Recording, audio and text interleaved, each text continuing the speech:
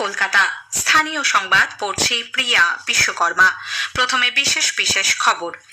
প্রধানমন্ত্রী নরেন্দ্র মোদী সরকার গত 11 বছরে পশ্চিমবঙ্গে রেল পরিকাঠামোর উন্নয়নে বাজেট বরাদ্দ বৃদ্ধি করেছে বলে কেন্দ্রীয় রেলমন্ত্রী অশ্বিনী বৈষ্ণব জানিয়েছেন। ভিডিও কনফারেন্সিং এর মাধ্যমে তিনি আজ বীরভূমের সিউড়ি ও আসানসোলের কুমারপুর রোড ওভারব্রিজের উদ্বোধন এবং আসানসোল বোকারোর মধ্যে মেমু ট্রেনের যাত্রার সূচনা করেন। কেন্দ্রীয় বস্ত্রমন্ত্রী গিরিরাজ সিং বলেছেন, বাংলার উন্নয়নে কেন্দ্র নানা বৈপ্লবিক পদক্ষেপ নিয়েছে। নদিয়ায় তাঁত শিল্পীদের সম্মেলনে যোগ দিয়ে আজ রাজ্য সরকারের বিরুদ্ধে একাধিক দুর্নীতি নিয়ে সরব হন তিনি। সুপ্রিম কোর্টে আগামীকাল পশ্চিমবঙ্গে এসআইআর প্রক্রিয়া নিয়ে নির্বাচন কমিশন ও রাজ্যের মুখ্য নির্বাচনী আধিকারিকের বিরুদ্ধে মুখ্যমন্ত্রী মমতা ব্যানার্জির দায়ের করা মামলার ফের শুনানি। উত্তর ব্যারাকপুর পুরসভা এলাকায় অবৈধ নির্মাণের প্রতিবাদ করায় মারধরে এক ব্যক্তির মৃত্যু। অভিযোগের তীর তৃণমূল কংগ্রেস কাউন্সিলর রবীন্দ্রনাথ ভট্টাচার্যের দিকে। মাঘের শেষ সপ্তাহে দাপট কমে এলেও রাজ্য জুড়ে হালকা শীতের আমেজ অব্যাহত। কল্যাণীতে রঞ্জি ট্রফি ক্রিকেটের কোয়ার্টার ফাইনালে অন্ধ্রপ্রদেশের বিরুদ্ধে বাংলা প্রথম ইনিংসে 123 রানে এগিয়ে রয়েছে। আসছি বিস্তারিত খবরে। প্রধানমন্ত্রী নরেন্দ্র মোদী সরকার গত 11 বছরে পশ্চিমবঙ্গে রেল পরিকাঠামোর উন্নয়নে বাজেট বরাদ্দ বৃদ্ধি করেছে বলে কেন্দ্রীয় রেল, তথ্য সম্প্রচার এবং ইলেকট্রনিক্স ও তথ্য প্রযুক্তি মন্ত্রী অশ্বিনী বৈষ্ণব জানিয়েছেন। ভিডিও কনফারেন্সিং এর মাধ্যমে তিনি আজ বীরভূমের সিউড়ি রোড ওভারব্রিজ এবং আসানসোলের কুমারপুর রোড ওভারব্রিজের উদ্বোধন করেন। এছাড়াও আসানসোল বোকারোর মধ্যে মেমু ট্রেনের যাত্রার সূচনাও করেন তিনি। পরে শ্রী বৈষ্ণব বলেন, কেন্দ্রীয় বাজেটে পশ্চিমবঙ্গের জন্য প্রথম বুলেট ট্রেন চালুর কথা ঘোষণা করা হয়েছে। বারাণসী থেকে শিলিগুড়ি পর্যন্ত এই বুলেট ট্রেন চলবে। একই সঙ্গে ডানকুনি থেকে গুজরাটের সুরাট পর্যন্ত নতুন ফ্রেট করিডর এবং দুর্গাপুরের प्रस्तावित शिल्प कॉरिडोर कथाओं उल्लेख करें তিনি। 11 वर्षों में पश्चिम बंगाल में माननीय प्रधानमंत्री श्री नरेंद्र मोदी जी ने रेलवे के कायाकल्प करने के लिए बहुत बड़े बजट्स दिए हैं। फंड एलोकेशन बढ़ाकर 14,205 करोड़ रुपीस बजट किया है रेलवे के डेवलपमेंट के लिए। ये अगर यूपीए कांग्रेस की गवर्नमेंट टीएमसी जिसमें मंत्री थे उससे कंपेयर करें तो उसके बजट से 3 गुना ज्यादा है। साथियों, आज रेलवे का पश्चिम बंगाल में का इन्वेस्टमेंट हो रहा है 92,000 करोड़ रुपीस। ये इतना बड़ा पैकेज है रेलवे का जो कि कंप्लीट वेस्ट बंगाल में रेलवे को एक नया आकार देगा और पश्चिम बंगाल के जन जन की सेवा करने की भावना के साथ ये प्रोग्राम बनाया गया है। এই উপলক্ষে সিউড়ি, আসানসোল রেল স্টেশন এবং কুমারপুরে বিশেষ অনুষ্ঠানের আয়োজন করা হয়। সিউড়ির অনুষ্ঠানে উপস্থিত ছিলেন বিরোধী দলনেতা শুভেন্দু অধিকারী। লেভেল ক্রসিং এর পরিবর্তে স্থানীয় বাসিন্দারা 42 কোটি টাকা ব্যয়ে নির্মিত সিউড়ি রোড ওভারব্রিজ ব্যবহার করে যাতায়াত করতে পারবেন। এর ফলে সময় বাঁচবে। অন্যদিকে কুমারপুর রোড ওভারব্রিজ তৈরি করতে খরচ হয়েছে 54 কোটি 83 লক্ষ টাকা। পশ্চিম বর্ধমান জেলার একটি বড় অংশ এবং ঝাড়খণ্ডের মধ্যে সংযোগ রক্ষা করতে ব্রিজটি বিশেষ ভূমিকা পালন করবে। আসানসোল ও বোকারো স্টিল সিটির মধ্যে মেমু ট্রেনটি রবিবার বাদে সপ্তাহে 6 দিন যাতায়াত করবে।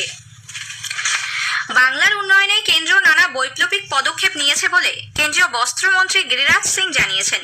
তিনি আজ নদিয়ার শান্তিপুরে তাঁত শিল্পীদের সম্মেলনে যোগ দিয়ে বলেন, আবাস যোজনা, প্রধানমন্ত্রী গ্রাম সড়ক যোজনা, রেল সহ একাধিক গুরুত্বপূর্ণ প্রকল্পের জন্য কেন্দ্র বরাদ্দ বৃদ্ধি করলেও রাজ্য সরকারের উদাসীনতার দরুন একাধিক কর্মসূচি থমকে রয়েছে।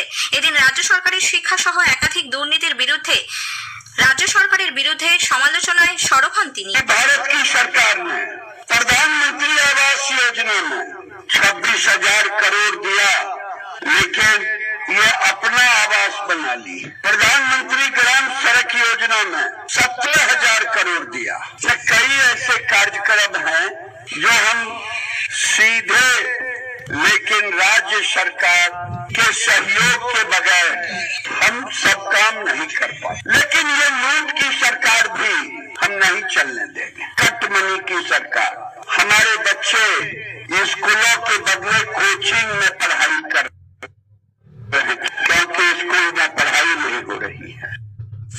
এই সম্মেলনে তিনি তাঁত শিল্পীদের জন্য কেন্দ্রীয় সরকারের চালু থাকা বিভিন্ন প্রকল্প প্রকল্প ও সুযোগ সুবিধা সম্পর্কে সকলকে অবহিত করেন। মন্ত্রী জানান, বিজেপি সরকার ক্ষমতায় এলে তাঁত শিল্পীদের জন্য বছরে 10 লক্ষ টাকা আয়ের ব্যবস্থা করা হবে।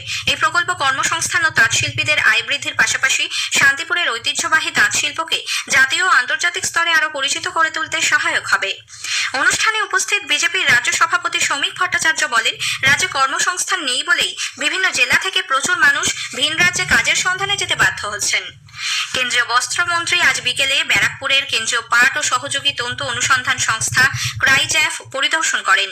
তন্তু উৎপাদনের কাজকর্ম খতিয়ে দেখেন তিনি। বৈঠক করেন CRIJAF, Indian jute industries research association ও নিনফেটের আধিকারিকদের সঙ্গে। সুপ্রিম কোর্টে আগামীকাল পশ্চিমবঙ্গে এসআইআর প্রক্রিয়া নিয়ে নির্বাচন কমিশন ও রাজ্যের মুখ্য নির্বাচনী আধিকারিকের বিরুদ্ধে মুখ্যমন্ত্রী মমতা ব্যানার্জির দায়ের করা মামলার ফের শুনানি। মুখ্যমন্ত্রীর সেখানে উপস্থিত থাকার কথা। এর আগে গত 4 তারিখ এসআইআর নিয়ে মুখ্যমন্ত্রীর আপত্তির বিষয়ে নির্বাচন কমিশনের বক্তব্য জানতে চায় সর্বোচ্চ আদালত। এ ব্যাপারে কমিশনকে নোটিশ জারি করে প্রধান বিচারপতি সূর্যকান্ত, বিচারপতি জয়মাল্য বাগচি ও বিচারপতি বিপুল এম পাঞ্চলির বেঞ্চ। পাশাপাশি কেন্দ্রীয় আধিকারিকদের মাইক্রো অবজারভার হিসেবে নিয়োগ করা হচ্ছে বলে মুখ্যমন্ত্রীর অভিযোগের প্রেক্ষিতে সর্বোচ্চ আদালত যারা লজিক্যাল ডিসক্রিপেন্সি বা তথ্যগত অসঙ্গতির সমস্যা মেটাতে কাজ করবেন এমন গ্রুপ বি আধিকারিকদের নামের তালিকা রাজ্যের কাছে চেয়ে পাঠায়। ত্রুটিমুক্ত ভোটার তালিকা প্রস্তুত করা নির্বাচন কমিশনের সাংবিধানিক দায়িত্ব বলে বিরোধী দলনেতা শুভেন্দু অধিকারী মন্তব্য করেছেন। বীরভূমে আজ এক সাংবাদিক বৈঠকে শ্রী অধিকারী বলেন, যে কোনো অনিয়মের বিরুদ্ধে তারা আদালতের দ্বারস্থ হবেন। কোনো ইআরও ডোমিসাইল সার্টিফিকেটের অপব্যবহার করলে অথবা নিয়ম ভেঙে তা গ্রহণ করলে তার বিরুদ্ধে ব্যবস্থা নেওয়া হবে। 1999 সালের যে অ্যাক্ট সেইটাকে 24/12/2025 পশ্চিমবঙ্গ সরকারের পক্ষ থেকে করা হয়েছে। তাতে বলা হয়েছে খুব সিলেক্টিভ ক্ষেত্রে এই ডোমিসাইল সার্টিফিকেট অ্যাকসেপ্ট হবে, নট ফর অল। এবং এটা যদি ইআরওরা এইটা দেখে করেন, সেই ইআরওরা সাসপেন্ড হতে পারেন, তাদের বিরুদ্ধে এফআইআরও করার প্রভিশন আছে। এবং সাথে সাথে আমরাও যদি তথ্য পাই, আমরা সেই ইআরওদের বিরুদ্ধে সুপ্রিম কোর্টে যাব। স্থানীয় সংবাদ শুনছেন আকাশবাণী কলকাতা কেন্দ্র থেকে। আমাদের সংবাদ শোনা যাচ্ছে ইউটিউব চ্যানেল আকাশবাণী সংবাদ বাংলা, ফেসবুক ও ইনস্টাগ্রাম আকাশবাণী সংবাদ কলকাতা এবং এক্স হ্যান্ডেল এআইআর নিউজ কলকাতাতে। উত্তর 24 পরগনার উত্তর ব্যারাকপুর পুরসভা এলাকায় অবৈধ নির্মাণের প্রতিবাদ করায় এক ব্যক্তিকে মারধরের অভিযোগ উঠেছে তৃণমূল কংগ্রেস কাউন্সিলর পেশায় আইনজীবী রবীন্দ্রনাথ ভট্টাচার্যের বিরুদ্ধে। আহত অবস্থায় তুলসী অধিকারী নামে ওই ব্যক্তিকে হাসপাতালে নিয়ে যাওয়া হলে চিকিৎসকরা মৃত ঘোষণা করেন। এই ঘটনায় দল থেকে ওই কাউন্সিলরকে সাসপেন্ড করা হয়েছে। পুলিশ তাকে আটক করে জিজ্ঞাসাবাদ করছে। জানা গেছে, নিজের বাড়ির পাশে অবৈধভাবে একটি আবাসন তৈরির বিরুদ্ধে আপত্তি জানিয়েছিলেন তুলসী অধিকারী। বাধা দানের খবর পেয়ে সেখানে পৌঁছে তুলসী বাবু এবং তার ছেলে হেমন্তকে রবীন্দ্রনাথ ভট্টাচার্য মারধর করেন বলে অভিযোগ। মাঘের শেষ সপ্তাহে দাপট কমে এলেও রাজ্য জুড়ে হালকা শীতের আমেজ অব্যাহত। আজও দিনের সর্বনিম্ন তাপমাত্রা ছিল স্বাভাবিকের থেকে 2.4 ডিগ্রি নিচে। আলিপুর আবহাওয়া দপ্তরের পূর্বাঞ্চলীয় প্রধান ডক্টর হাবিবুর রহমান বিশ্বাস আকাশবাণীকে জানিয়েছেন, আগামী 7 দিন রাজ্যের সর্বোচ্চ আবহাওয়া প্রধানত শুষ্ক থাকবে। উত্তরবঙ্গের দার্জিলিং, জলপাইগুড়ি ও কোচবিহারে হালকা থেকে মাঝারি কুয়াশার সম্ভাবনা। পশ্চিমবঙ্গের সমস্ত জেলাতেই শুষ্ক আবহাওয়া রয়েছে। রাতের তাপমাত্রা বা ন্যূনতম তাপমাত্রা স্বাভাবিকের থেকে কোথাও 2 থেকে 3 ডিগ্রি পর্যন্ত কম রয়েছে।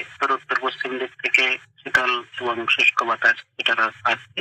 আগামী 2-3 দিনে তেমন তাপমাত্রা তারতম্য হবে না। 3-4 দিন পরে রাতের তাপমাত্রা বাড়ার সম্ভাবনা রয়েছে, 2 থেকে 3 ডিগ্রি পর্যন্ত বেড়ে যাবে এবং তখন স্বাভাবিকের কাছাকাছি আসবে। এখন যেটা ডিগ্রি জায়গায় স্বাভাবিকের থেকে কম রয়েছে সেটা স্বাভাবিক হবে। আর ঘন কুয়াশার কোনো সতর্কতা নেই, তবে হালকা থেকে মাঝারি কুয়াশা উত্তরবঙ্গের কয়েকটা জেলা যেমন জলপাইগুড়ি, কোচবিহার এবং দার্জিলিং জেলাতে বিক্ষিপ্ত হবে আর 2 জায়গায় হতে পারে।